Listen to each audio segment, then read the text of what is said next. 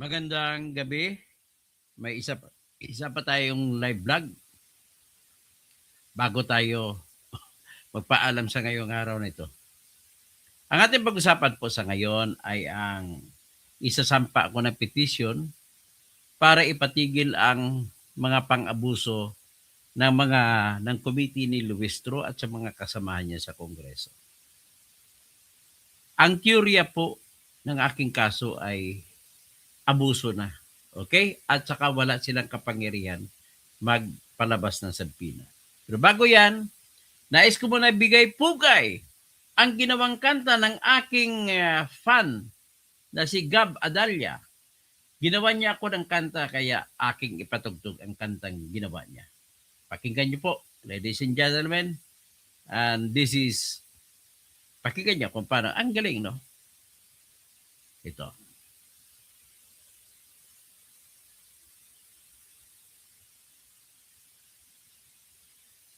Sana na ano muna sa YouTube ito, no? Mr. Gab Adalia. Pakinggan na natin. Toto Kausi,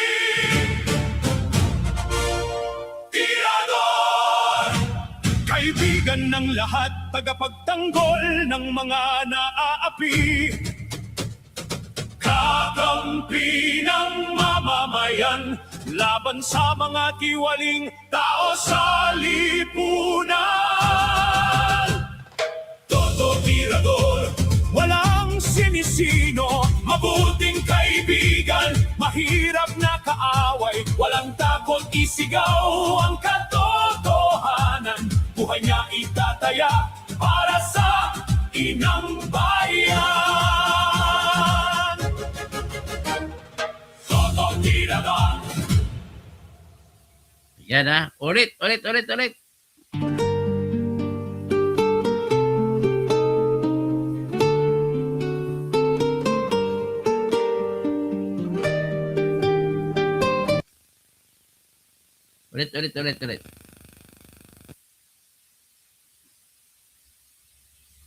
Yan, ano ba to? Nawala.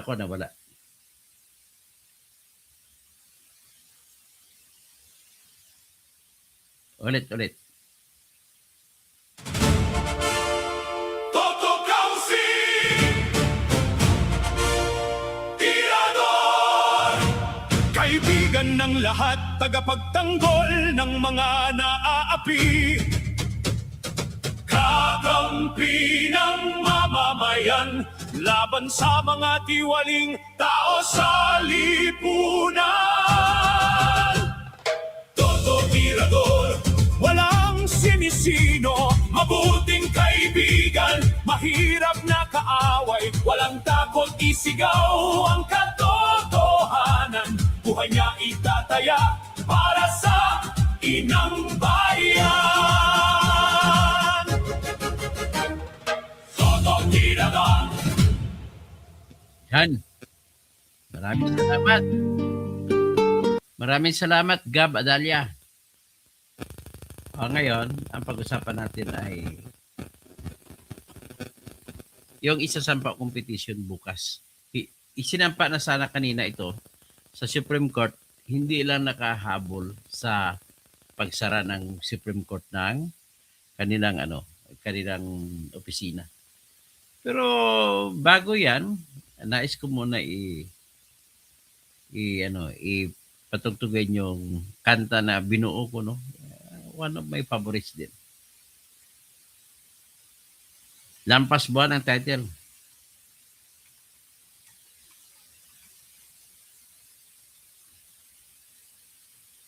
Patugtugin muna natin habang naghanap ang title ng ibang audience.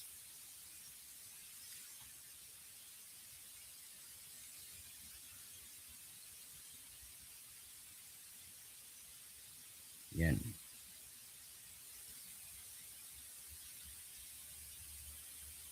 Patugtugin muna natin habang yan. Okay, ito.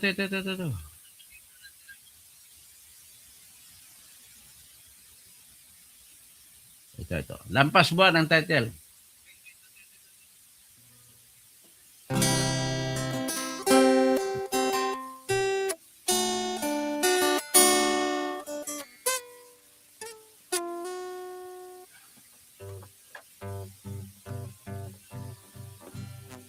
Si Saldi ko dapat wasakin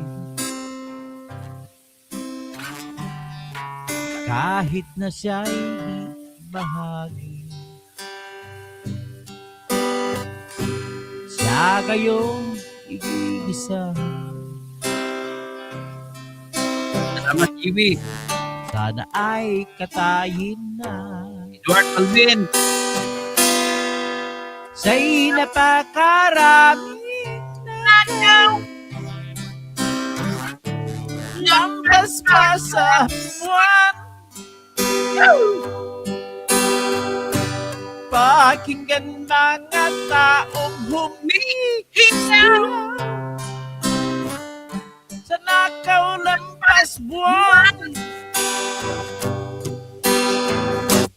Ayokong mabuhay ng malungkot. Si Sara Diskaya lang masaya. Nagpakasa sa hanggang sa pagtanda. Halina tayo'y tumiga. Siya'y napakarami nagaw. Lampas pa sa buwan. Pakinggan mga taong humihingaw sa nakaw lampas buwan. Salamat, Mariel. Si Claudito, ganda umaabot sa buwan. Ang Pinoy na puso'y walang mahahawakan. At napakabait dito sa amin. Ikaw ang kapal, ikaw lang sasampahin. Damdamin, masakit na damdamin. Sa'y napakarat, lampas pa sa buwan. Pakinggan mga taong sa nakaw lampas buwan. Okay, nandiyan na. Ay, 1, 2, 3. This is a song I am dedicating to wag na yan. Lumang kanta ko na yan. Okay, remove. Pag-usapan natin, at ipapakita ko lang yung petition na isasampa ko bukas sa Supreme Court para sa aking iniisip o pagsusubiksik, pagsisidhi na ipatigil ang pagmamasakir nila kay Sara Duterte ng mga kaso na mga imbento. Yan po mga kaso na laban kay puro imbento. Natutuwa naman yung mga anti-Sara kasi kita nila natatalo na si Sara. Yun ang iniisip nila. So, pero ang masasabi ko lang po, let those who believe in truth to believe in the power of truth. Ito po yung katotohanan. Ang katotohanan po dito ay una, mali po ang ginagawa ng mga panel ni Luistro, ni Ridon, ni Delima, ni Shell Jokno, sino pa ba? Si Percy Serdanya. Nakakalungkot po. Nakakalungkot talaga. Itong klaseng mga leader natin na hinalal ng bayan, mga abogado pa naman kung turingan, ay hindi nila ginagamit ang pinag-aralan nila sa batas. Babalik po ako sa pinaka-basic foundation ng batas. Ladies and gentlemen, ang lahat po na tanong kung paano natin titingnan ang batas ay mabibigyan mo ng sagot pag inusisa mo ang pinagmulan ng batas. Ang pinag-usapan po natin na batas dito, pwede ba na magpalabas ng sabpina o mag-utos na isumiti ang mga tinatawag na mga dokumento at magpatawag ng testigo para lamang ipresenta sa hearing. Meron din tayong pag-usapan dito, ano ba ang ibig sabihin ng hearing? Ano ba, iyon po ba ay nagsasaklaw o nag-i-include ng tinatawag na magpasabpina ka ng dokumento? Dito po, bibigyan ko kayo ng kaalaman, specific galing po sa batas mismo natin. Ladies and gentlemen, be it known and make it planted in your mind na dalawang uri po ang makikita mo sa ating konstitusyon. Ang unang uri po ay kapangyarihan ng pamahalaan. Ang pangalawang uri po ay karapatan ng mga mamamayan na siyang laging nasasadlak sa pagsagaganap ng kapangyarihan ng pamahalaan. Ang pamahalaan po ay may kapangyarihan magkulong ng tao. Kaya nagsagawa ito sa pamamagitan ng mga ating kongreso ng batas na magpaparusa sa lahat ng nakagawa ng tinatawag na krimen. Yan ang unang kapangyarihan ng ating pamahalaan, pero lahat po ng pagparusa ay dapat nasunod sa batas, na ang batas ay dapat hindi kumukontra sa konstitusyon. Kasunod, may karapatan, may kapangyarihan, huwag natin tawagin karapatan. Tawagin natin kapangyarihan ang mga gustong gawin at maaring gawin ng ating pamahalaan. May kapangyarihan ang pamahalaan natin na pumatay ng tao. Yan ay kung may tinatawag na sakrimen at may batas na magpaparusa ng death penalty sa mga klase-klaseng o pili na mga krimen na gagawin. At may kapangyarihan din ang pamahalaan natin na maguha ng kayamanan ng pribadong tao, pribadong mamamayan.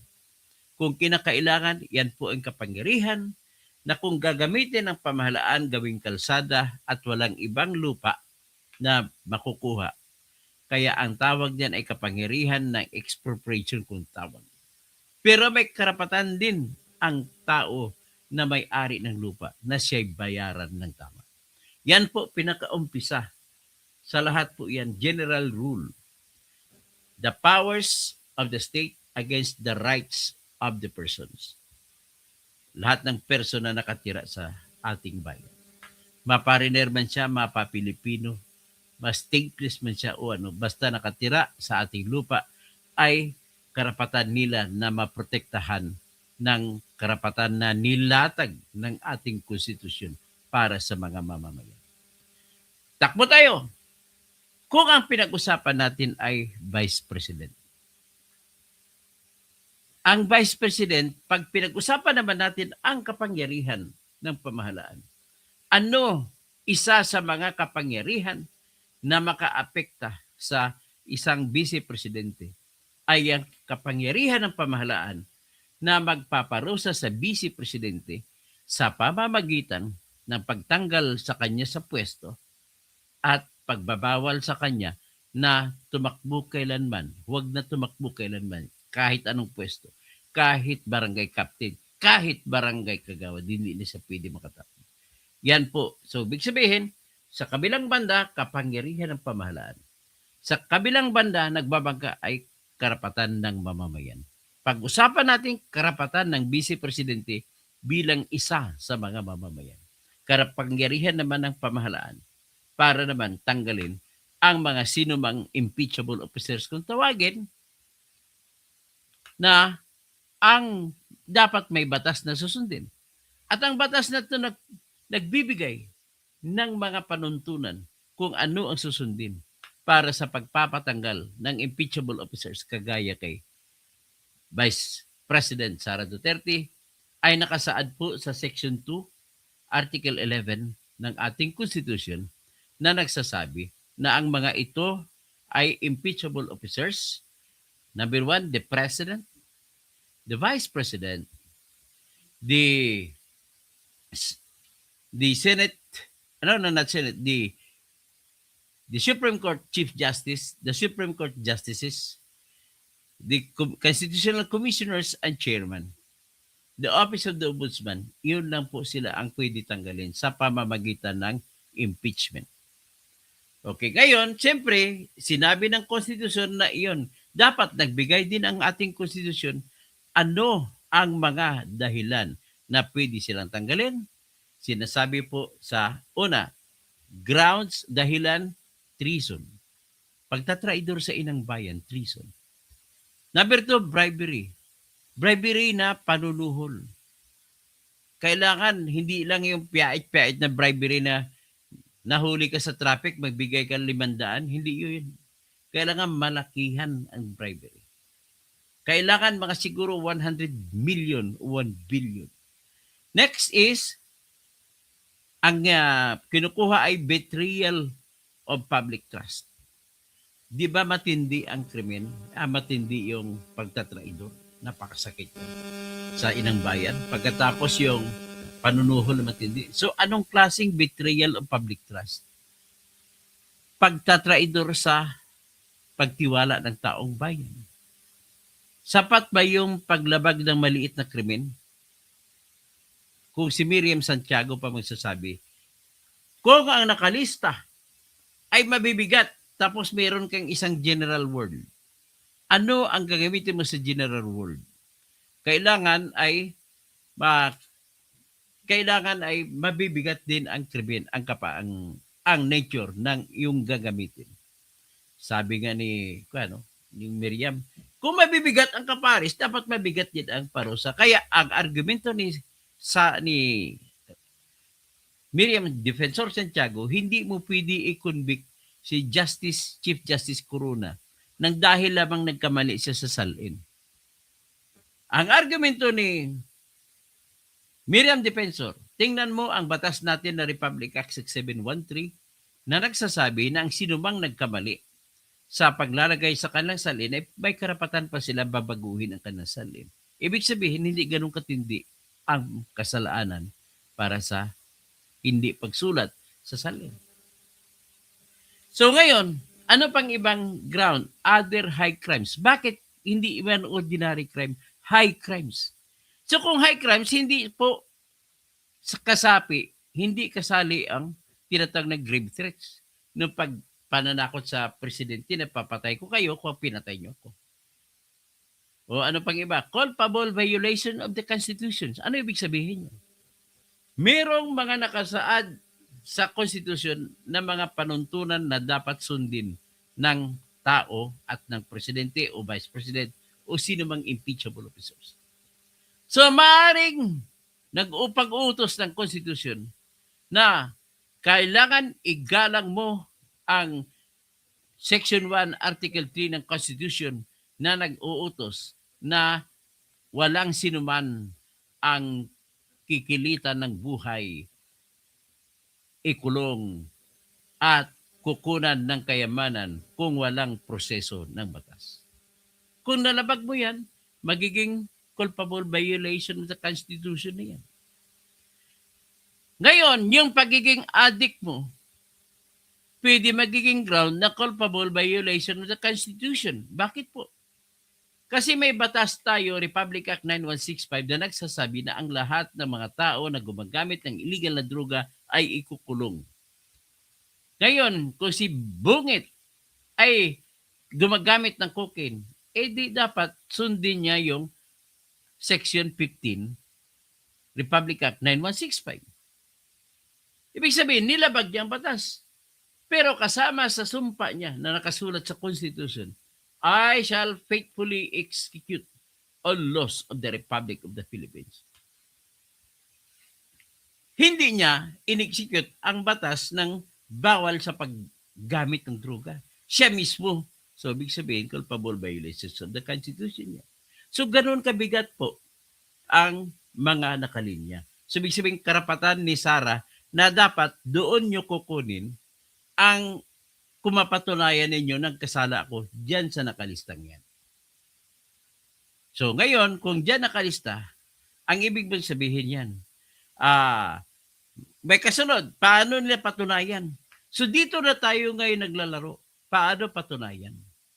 Number one na uri na pagpapatunay ay kung may hawak na ebidensya ang nagreklamo.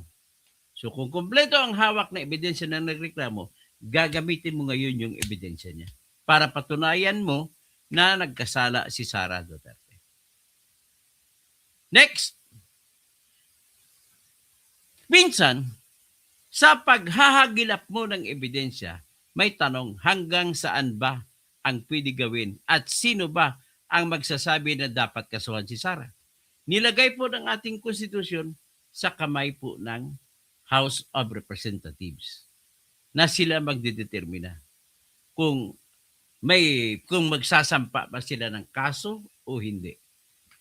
Ladies and gentlemen, kahit na magdesisyon pa ang House of Representatives, hindi po ibig sabihin na siya ay guilty.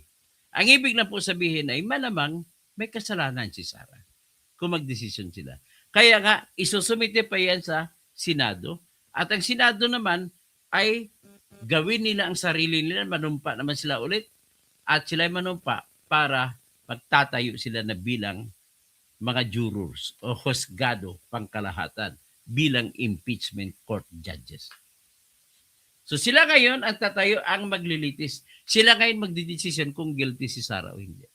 Balik tayo sa paghahanap ng ebidensya.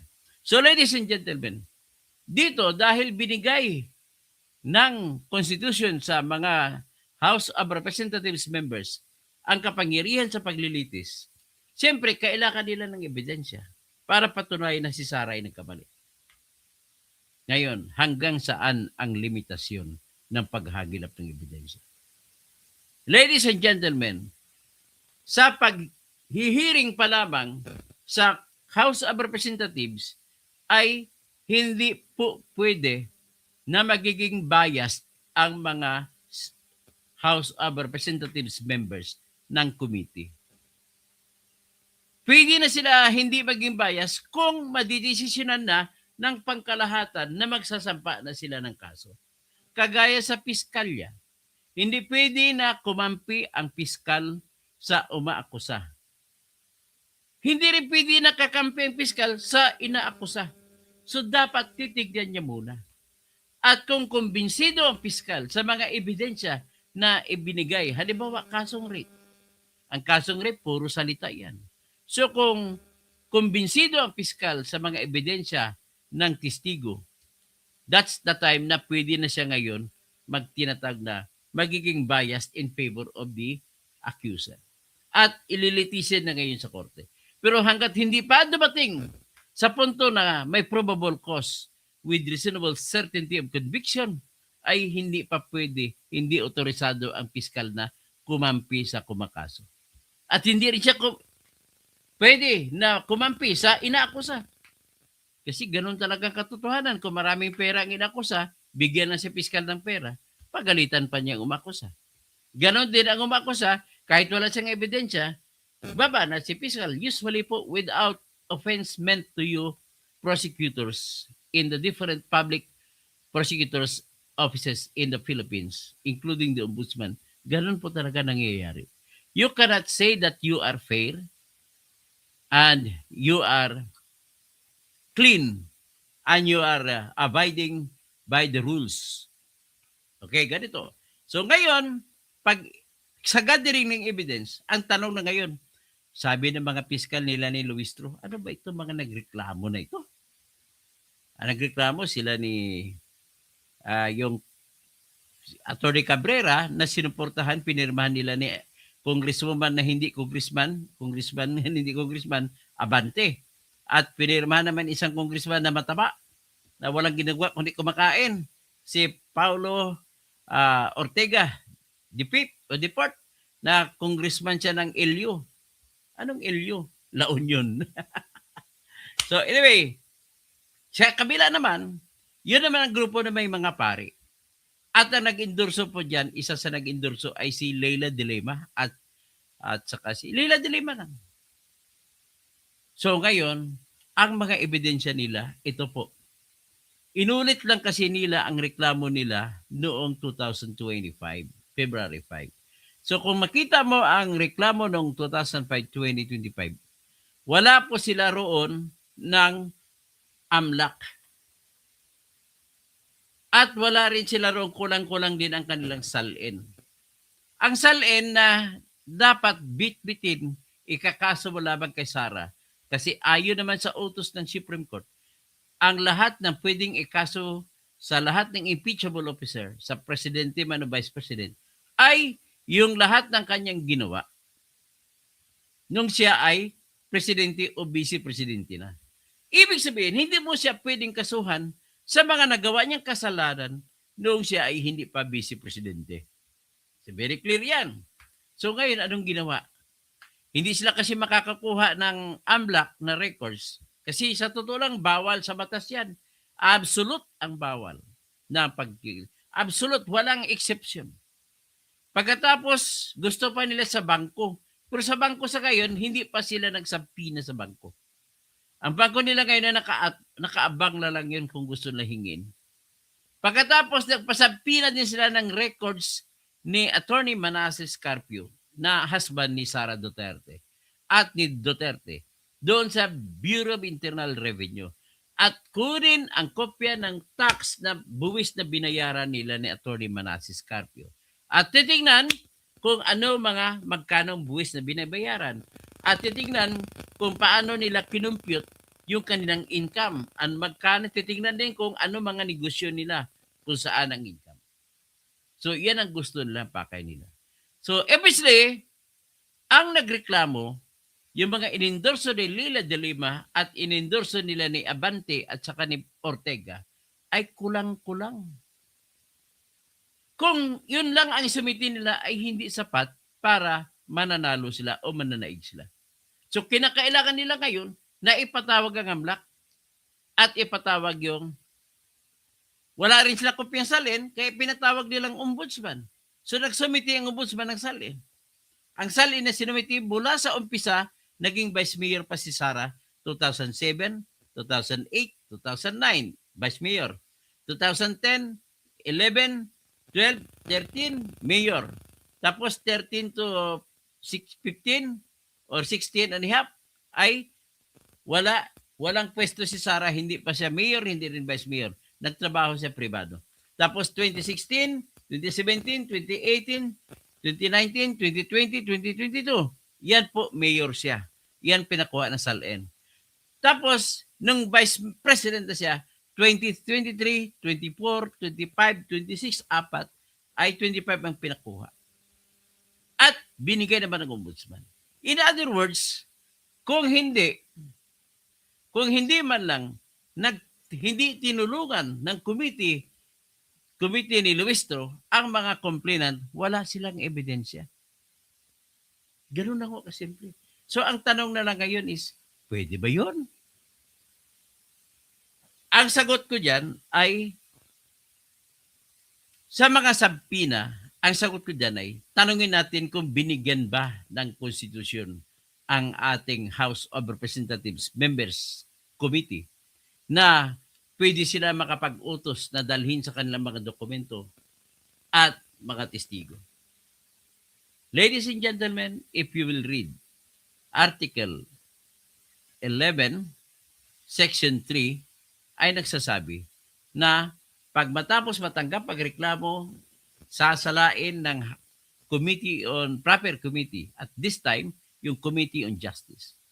At pagkatapos ng hearing, exact word, after hearing, ay magdetermine sila kung may kaso ba o wala at magsagawa sila ng report at isumiti nila sa plenaryo. Pag sinabi ko plenaryo, pangkalahatan na lahat ng member ng House of Representatives ay nandun. Magsumiti sila ng report kung May ebidensya ba? Ayon sila kung may probable cause ba o wala na impeachment proceeding laban kay Sara. Ito. So, ang keyword, after hearing. So, ang tanong, meron ba kapangyarihan ang House of Representatives na kapangyarihan na magpatawag, magsampina, magpatawag ng dokumento ng testigo? Sagot ko ay wala pong kapangyarihan. Bakit? Ang kapangyarihan po binigay Ben Reclamador ay hearing lamang. Power to hear. If you have that power to hear, hindi po ibig sabihin na may power ka na maghanap ng dokumento na titingnan mo or i-hearing mo. So, limitado ka lang dyan sa power to hear kung ano ang ebidensya ng nagreklamo laban kay Sara. Hindi mo pwede sabihin ang power to hear ay pwede mo gawin na power to inquire. Hiwalay po ang power to inquire. Pag inquire ka, maghagilap ka kahit saan. Ang nakasad po sa Section 21, Article 6 ng ating Constitution, sa trabaho talaga ng congressman at saka senador, they can inquire, they can subpoena any document they want, any witnesses they want, as long as it is in connection with their function or power to make laws. Ang tawag diyan, in aid of legislation, tulong sa kanilang gawaing magsagawa ng batas. At kung basahin mo naman ang Article 3 at Article 2 sa Section 11 about impeachment, wala pong nakalagay na inquire, kundi ang nakalagay lang power, hearing. So kung hearing, limitado lamang sila sa mag-hear, makinig sa kung anong testigo na meron.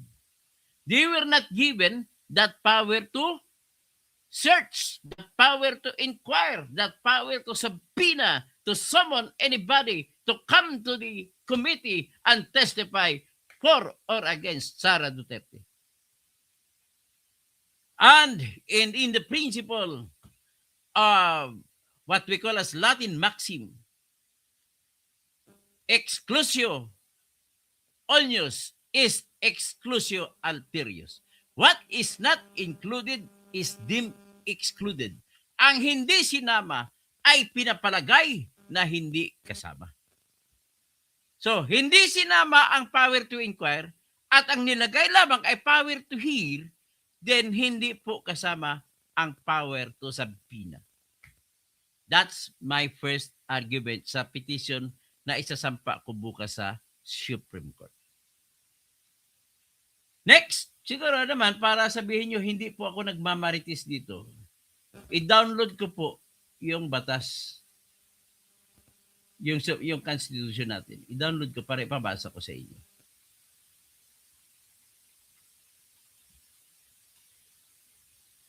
Ito. Ipakita ko sa inyo. Balikan ko lang mamaya yung petition. I-explain ko one by one yan. Ito po, nakita na ninyo. Ito yung 1987 Constitution of the Republic of the Philippines. So, yan. Pupunta tayo sa Article 11. Article 7. So, Article 6 muna.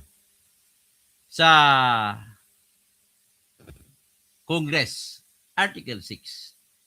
Itong Article 6 at Section 21. Yan. The Senate or the House of Representatives or any of its respective committees may conduct inquiries. Inquire. So, pag mag-conduct ka in aid of legislation. So, mag-inquiry ka, magpatawag ka ng mga dokumento sa mga kani-kanyang opisina at kahit pribado man o hindi, at magpatawag ka ng tao na testigo. Yan po ang inquiries. Yan nakalagay sa Section, Article 6. Article 6, Section 21. Ngayon pupunta tayo sa Article 11 na Section 3. Yan po ang Article 11. So nakalagay sa Section 3, Section 3, paragraph 2. A verified complaint for impeachment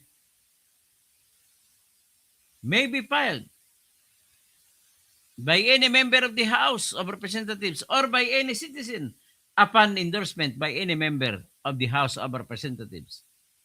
At ang sinampa nila shall be included in the order of business within 10 session days. At pagkatapos yan, ibigay doon sa proper committee kung gusto ng buong House within 3 session days thereafter. Ang committee ni Luistro, sabi, after hearing, ito ng word, after hearing, and by a majority vote of all its members, shall submit its report to the House within 60 session days from such referral together with the corresponding resolution. The resolution shall be calendared for consideration by the House within 10 session days. Yan ang nakalagay. So, very clear, ang kapangyarihan binigay is only power to hear. Hindi power to inquire. So with that, that completes my argument. Dahil power to hear lang, wala kayong kapangyarihan na magpatawag ng AMLAC, magpatawag ng BIR, magpatawag ng bangko, magpatawag kay Trillanes, magpatawag kay Madriaga, at magpatawag ng mga dokumento kung ano-ano pa man. Yan lamang po ang aking argumento. And I hope, kasi open-ended question pa ito at wala pang decision ng Supreme Court dito, I am hoping that the Supreme Court at the end of the day will rule in my favor. Okay? Yan na po ang aking unang ground. Pangalawang ground ko po sa aking petition ay yung katotohanan na nilabag ng Luistro Committee ang tinatawag na due process rights. Ano bang ibig sabihin ng due process rights? Ito pong due process rights, ito po yung nakalagay sa Section 1, Article 3 ng Constitution na nagsasabi, no person shall be deprived of life, liberty, or property without due process of law, nor any person shall be denied the equal application of the law or equal protection of the law. Kung sa Tagalog pa, walang sinuman ang maaaring tanggalan ng buhay, tanggalan ng kalayaan, at tanggalan ng kayamanan kung walang proseso ng batas at mapagkaitan ng patas na pagtingin sa batas. Yan po ang Section 1. Yan po ang due process. Yan po naman ang pangalawang argumento ko sa aking petition bukas ay dahil nilabag nyo ang due process right. You failed to afford Sara Duterte the opportunity. Bago magpalabas kayo ng subpoena, pag-motion na kung sino man, mag-motion si Ridon, mag-motion si Dilema, mag-motion si Chelyokno, mag-motion si Percy Sendanya, na I move that the AMLAC records be forwarded to the committee. Ang ginawa naman nila ni Luistro, is there any objection? Tanong, sino ba mag-o-object? Ikakampi nila lahat, so wala mag-object. Sabi, there being no objection, the motion is carried. Pak! Gabil. Ganun ang ginawa nila. Lahat ng motion, nadadalhin, pati si Madriaga, si Trillanes, lahat, mga dokumentong habak nila, lahat, inaprobahan. Sino ba namang mag-object? Kakampi nila lahat. In other words, ganun lang po ginawa. Ang tanong naman, sabi ko kanina, nilabag nila ang due process rights ni Sara Duterte. Ano naman ang due process? Nag-utos na walang sinuman ang maaring tanggalan ng kapangyarihan, ng kalayaan, kayamanan, at buhay. So para mo na rin tinanggal ang buhay ni Sara kung inaprubahan mo ang sabpina na ipapasok dito ang AMLAC record, ang bangko, ang BIR. Parang tinanggalan mo na rin siya ng kayamanan na hindi na lamang dumaan sa proseso. Therefore, the only way for that to be allowed is for the Luistro Committee na tanungin muna nila si Sara. Sara, may motion dito na ipadala rito sa committee ang bank records ninyo ni Mans Capio. Ipadala rito sa Luistro Committee ang lahat ng mga records nyo sa binayad nyo sa buwis. Ipadala rito sa Kongreso ang lahat ng mga salin ninyo. ipadala dito sa Kongreso ang lahat ng AMLAC records nyo. Yan dapat sana muna tinanong. So, ibig sabihin, kung mayroon mang kapangyarihan ang House of Representatives, dapat ginalang muna nila ang tinatawag na due process.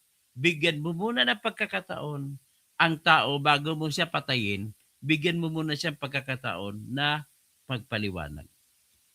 Yan po ang sinabi ni Voltaire. Strike! But here. Ayan. Patayin mo ako, pero makinig ka muna. Yan po ang essence, ang kahalagan ng due process. Doon po sa dalawang iyon na argumento ko, naglalaro ang aking petition na isasampa ko bukas. Okay? So ito naman po ang kopya ng petition. Nagbayad pa ako rito. Magbabayad pa ako bukas. Nagastos ko na. 10,000 na nagastos ko. Nagpadala ako ng mga kopya sa kalaban. So, magbabayad ako bukas ng mga magagastos pa kasama pamasahe. 10,000 pa uli ang gagastusin ko. Ito. Sana man lang may tutulong sa akin, no? Tinulungan ako ni Mr. James, kaibigan ko. Padala ng 10,000.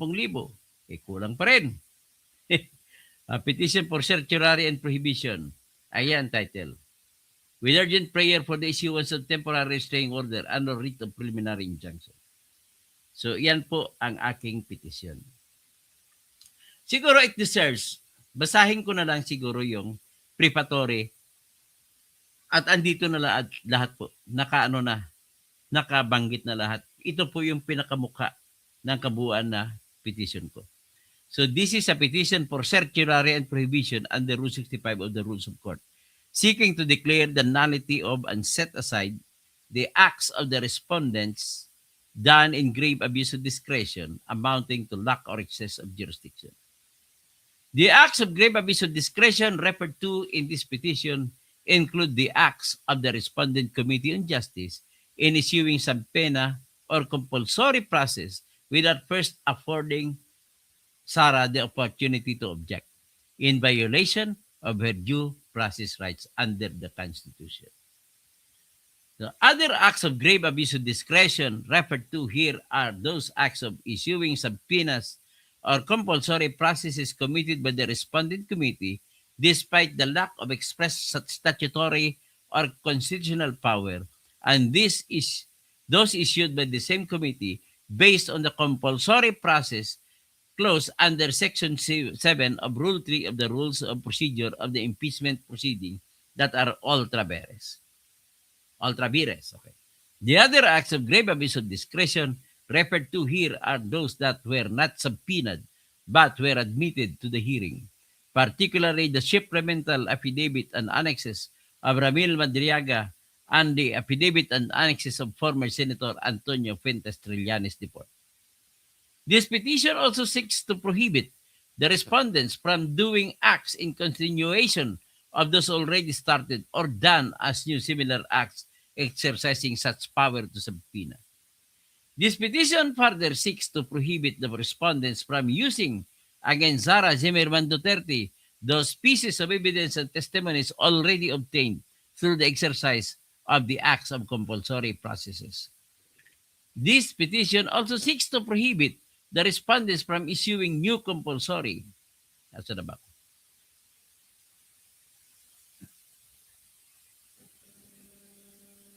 Dito naman, these new pieces of evidence include the damaging testimony of AMLAC Executive Director Ronel Benaventura and the AMLAC records of Sara and her husband. These AMLAC records include the covered transactions, the suspicious transactions of Sara Zimmerman Duterte and her husband, Attorney Manasseh Carpio. A few days before the testimony before the Respondent Committee, Attorney Benaventura was appointed as the new Executive Director, replacing Attorney Matthew David, who left after Ombudsman Boying Rimulya announced he was displaced by the acts of Mr. David. As will be expounded below, these acts of Attorney Benaventura violated the confidentiality rule under Section 8A of RA 9160 as amended and Section 90 as amended, even though violation carries up to 8 years. of imprisonment and up to 1 million pesos in fine. These AMLAC records of Sara and Carpio caused irreparable damage on the reputation and the viability of Sara as a presidential candidate. The committee and Attorney Buenaventura did not mind violating the confidentiality law because it was more important to them that the people, particularly the registered voters, would see the explosively huge total amount of 6.7 billion as the running totals of the covered transaction and suspicious transactions. Sara's bid for president in 2028 was therefore damaged without due process before ordinary voters who do not understand that CTRs and STRs are not crimes per se or evidence of any crime, or that the total amount of 6.7 billion for covered and suspicious transactions represented is not the amount of money in the bank accounts of Sara and her husband in every salary year. Also presented in the April 22, 2026 hearing of the committee were the null and void affidavit and annexes of former Senator Antonio Fuentes Trillanes Deport and his testimony given in answer to the questions of Representative Leila de Lima and other committee members. Worse, Trillanes used the report of AMLAC and the testimony of Attorney Buenaventura to confirm the claims of Trillanes that 3 deposits into the account of Sara really existed. In that hearing, Trillanes took advantage of his circumstance by stating before the hearing that these 3 deposits were deposited by Sammy Oy, who was identified by Trillanes as a drug lord, along with Charlie Tan and Michael Yang. Number 19, Trillanes was allowed by the committee to say these unfounded tags that Oy, Tan, and Yang were drug lords, and of course, many gullible registered voters would believe in these tags. Number 20, these tags have no evidence, which meant that these were actually done not for a legitimate cause for impeachment, but to be used to project to the voters that Sara is a very corrupt person.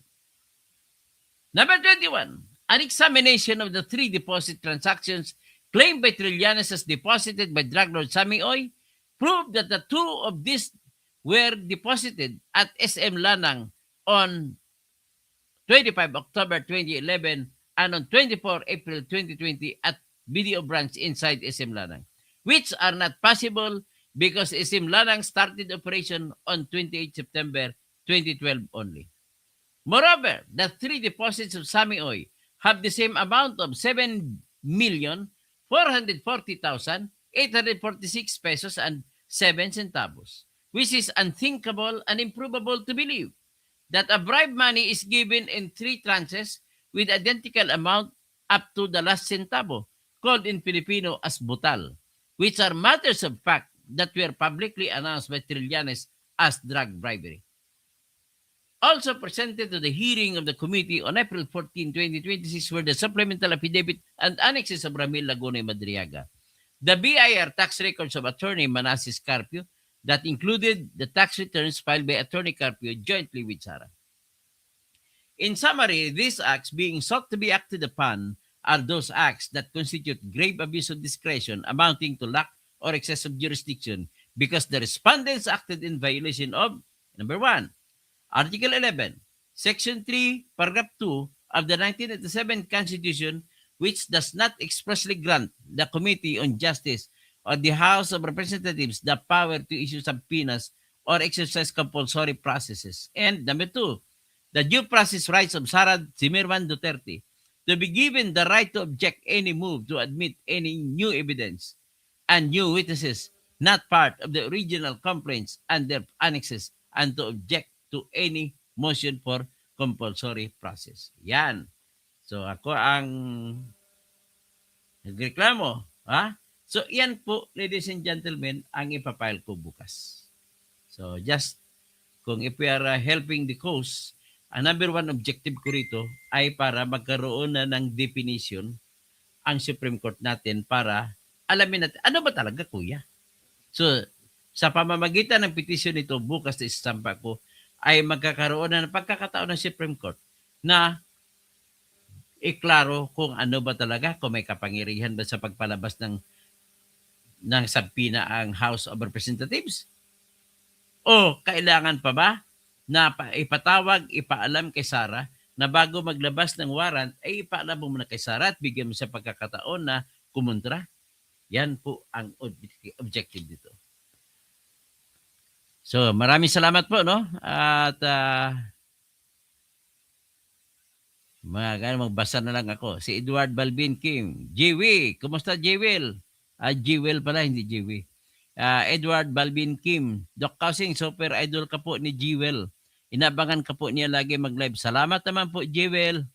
So, Marie Ibrahim, sending you prayers for God's grace and protection to always envelop you and your loved ones. Thank you po, Marie. Envic Guerrero, hello. Akin. Okay. Robert Todis, salamat. Okay. Glenn Ocampo, sintonated? Sintonado? Sige lang, hindi balik kung sintonado. Taparan Eliseo, good morning. Monday morning here. Kaele, kasama ka dyan saan? Andiyan ka pa rin sa Canada. Salamat po sa inyong vlog at nasubaybayan ko mga isyong bayan sa Pilipinas. Ingat po at mabuhay pa kayo. Salamat po, Kaele. Inday Usang, ha? Si Inday Usang pala to. Mabuhay, Dr. Toto, continue po.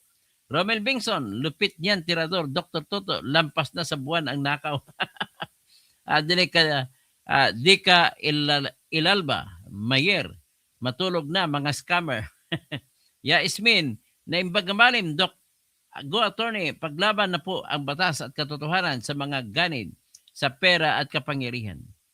Tapos, Mimi Baldizar, good evening po, Sir Toto, paborito kitang panoorin.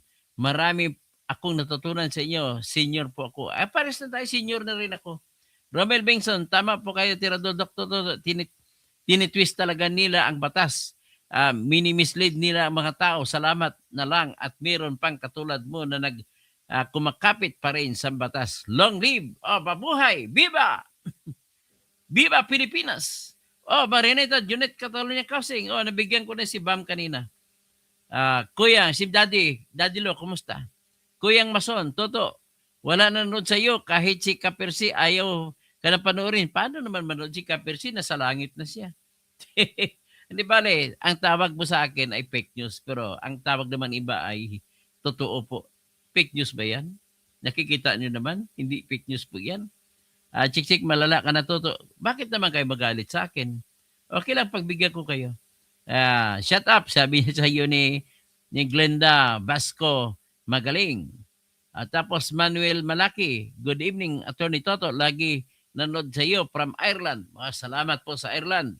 Magandang umaga. Hihil, hala na kalbo. Inggit ka lang kasi wala kang buhok. Di ba kapag-test sa buhok? Okay lang yan, kalbo ako. Wala akong problema, gwapo naman. Sabi na nanay ko bago siya namatay, kalbo, pero gwapo. Gilray Obana Villaruel, watching from Pulumulok. Oy, damo ka salamat sa mga taga Pulumulok. Hilry, Limana Villaruel. Ben Reclamador, maraming salamat. Kahit ano, loyal ka pa rin sa akin manood. Leo Gomora, sabi mo, dati idol mo si Percy Lapid. Ano na ngayon, brother? Idol ko pa rin naman Bakit ano pang problema? Kung na-criticize si Percy si Duterte, wala na ko doon. Kung kinakampeng ko si Duterte, wala na rin siya doon. Ganun na ako kasimple. Kasi kung ako tarungin mo, ay nasa tama po si Duterte.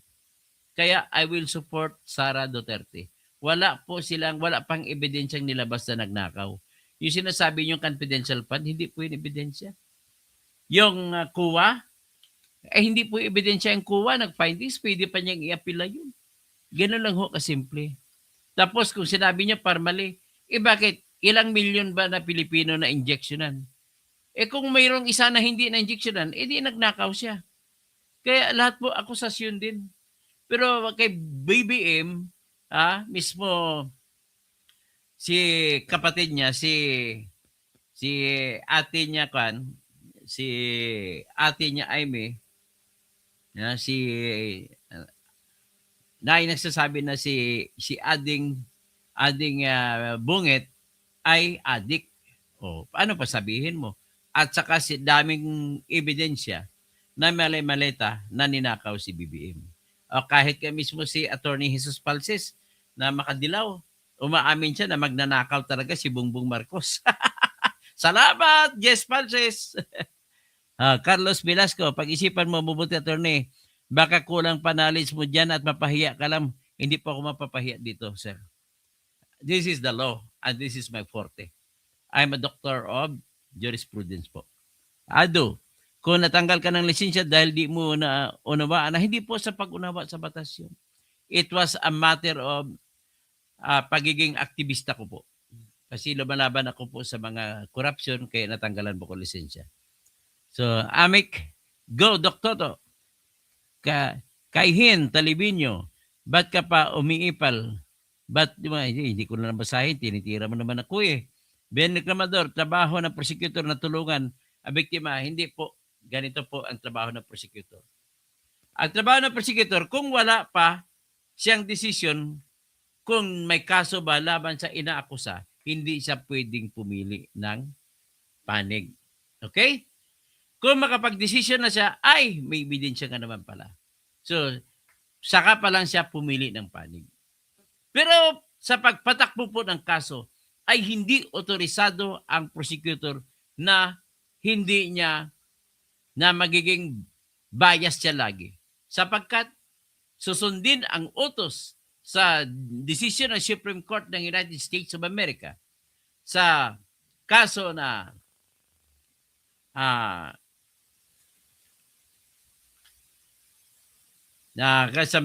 versus Maryland. Nakalimutan ko pangalan ng kaso noon. Title ng kaso noon is sinasabi na inuutosan ng Supreme Court ang lahat ng mga prosecutor sa buong Amerika na kung may mahawak kayong ebidensya na pabor sa akusado, ay obligado kayo na ibigay ninyo sa korte, ipakita para pabor sa akusado. Kasi kung hindi nyo gagawin yan, iyan po ay mag-constitute na tinatawag na violation of due process. Ano bang tingnan ko lang, i-search ko versus Maryland on the due process requirement requiring the prosecutor to be fair in evidence.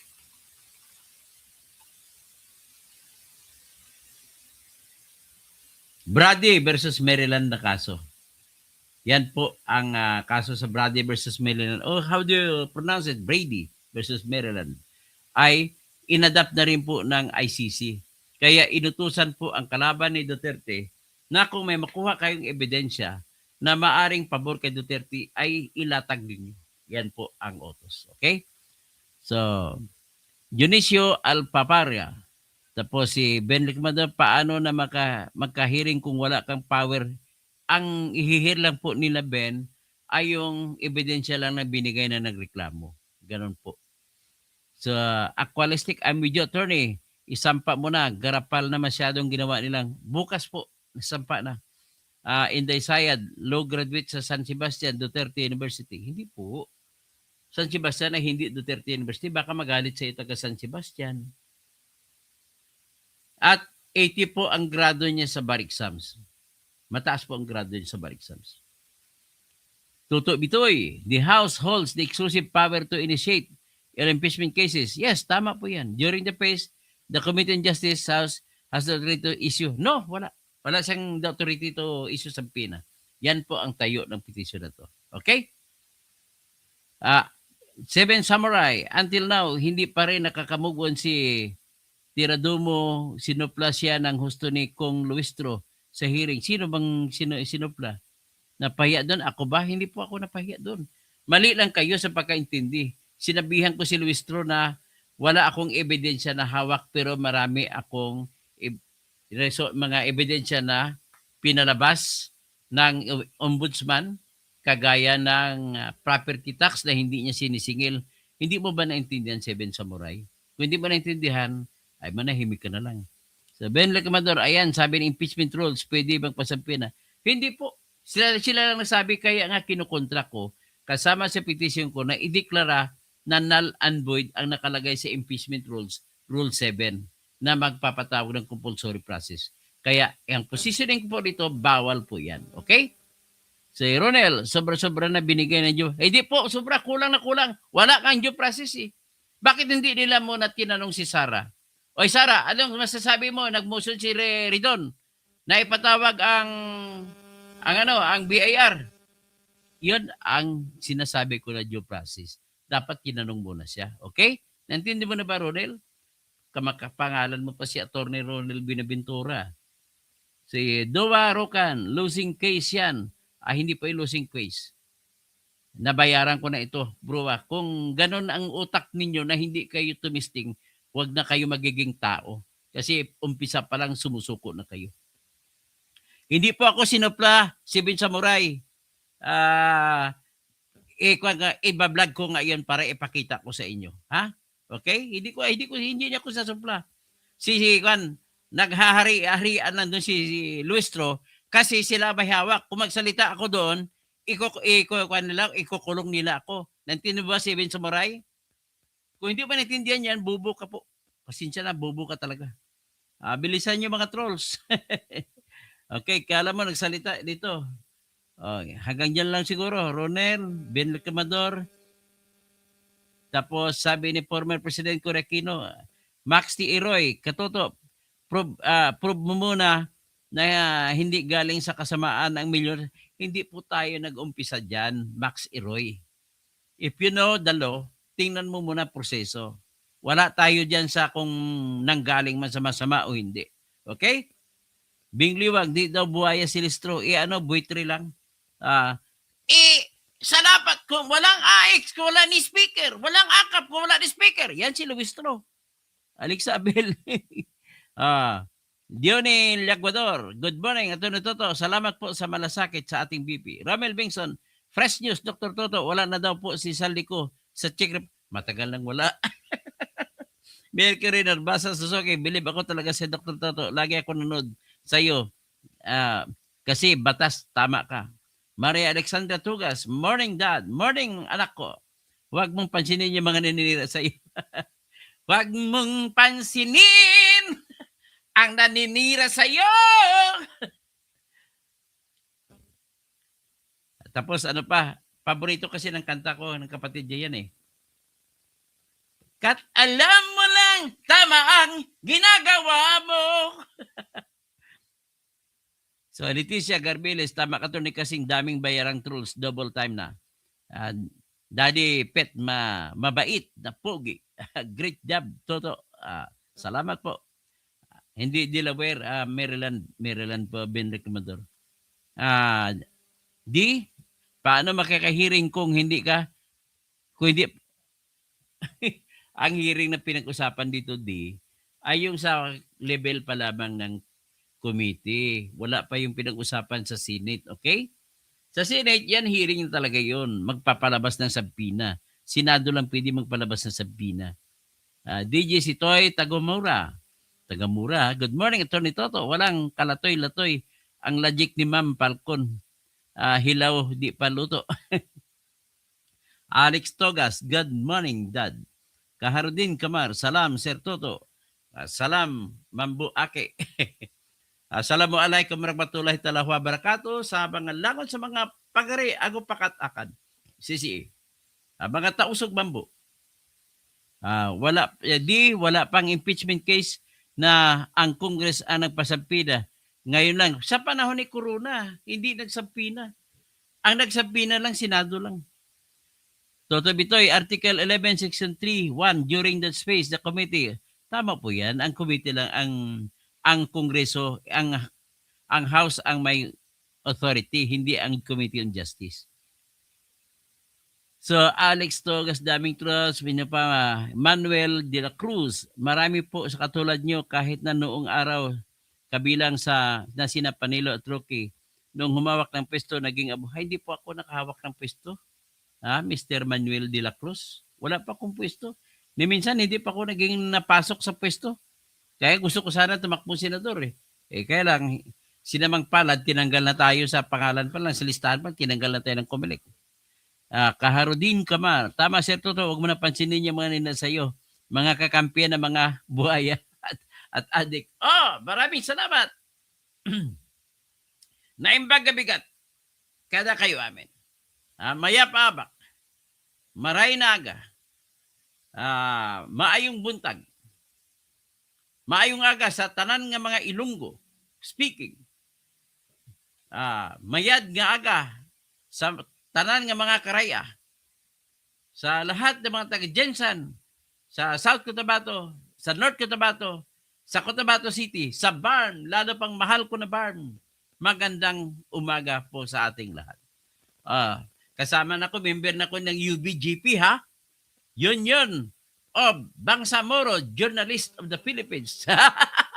Honorary member, ang president namin, si Sir Ali Macabalang. Maraming salamat po.